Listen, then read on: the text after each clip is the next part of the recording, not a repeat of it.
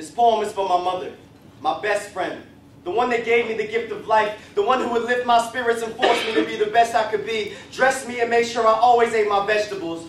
Along with a cold, crisp bottle of Sprite, because Sprite always quenches my thirst. Drink Sprite. Drink Sprite after every poetry slam you win to congratulate yourself and refresh your mind after a long night of going in. Many of America's leading corporations have begun using hip-hop and its artists to sell their products.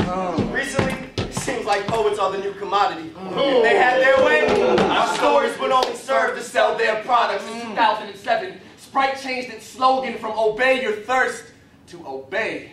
Obey. Obey everything but your conscience. Obey. The law, sit in the back of the bus where you belong. Obey. The government officials you elected or didn't. Obey. Your husband, even if he lays his hands on you.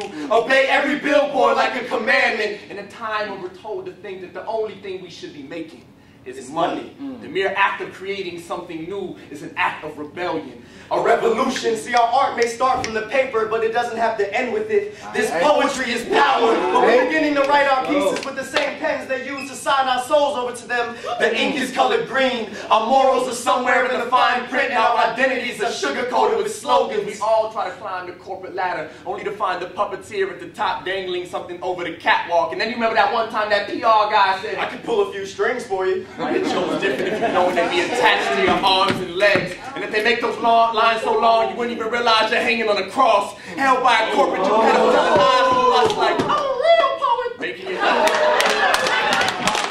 Don't get me wrong. I understand what it's like to have something to wish upon when you haven't seen a shooting star in a while, and the only crickets that speak to you are the ones in silent coffee house crowds. I ain't trying to end up with that cotton confidence. Tired of being picked for the wrong reason.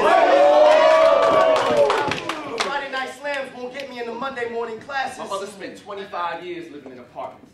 Shit, if holding the bottle and spitting the poem to get her own spot, I think I'd do it. I just hope our voices don't get caught in the tangle of marionette marketing. So we can't tell if it's us or the ventriloquist speaking, racing each other to the paycheck, running so hard to the finish line, neck and neck, we don't even notice the corporate execution is holding the same guillotine above us, trying to get a cut off our culture. We're left with the severed heads of dead presidents in our pockets. What happens when they commodify nonconformity? The revolution is hanging by a thread.